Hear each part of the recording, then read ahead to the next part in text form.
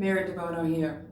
And a lot of you have mentioned that your hips feel stiff when you ride, that you either can't follow your horse's motion correctly, or you can't keep your leg in position, or you can't use your leg effectively. And let's start first by making sure we know where the hip joints are.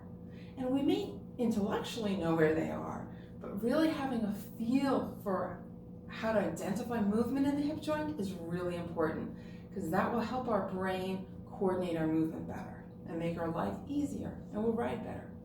So first, let's say, put our hands on our hips, right? And we go like that. But those are not the hip joints. That's the top of the pelvis, okay? So feel that. Feel the top of your pelvis. So feel that bony part, right? Now, if you want to find your actual hip joints, they're lower and they're deeper, okay? So one easy way to find them is to lift your leg, and where that crease is, in there, the hip joints, okay, in the crease.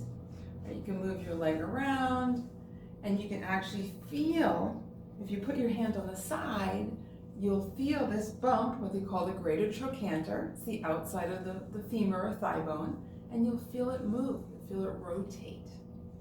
You can try that on both sides, and notice if there's a difference. Maybe you rotate one leg easier than the other. A lot of people do.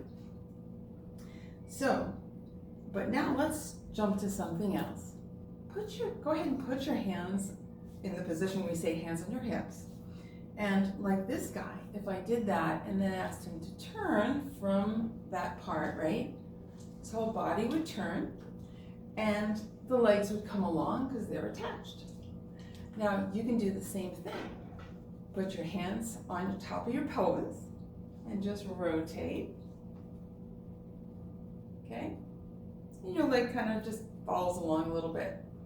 Okay, now if you think of keeping your pelvis still and rotate the hip joint, like with the leg within the hip joint, let's try that.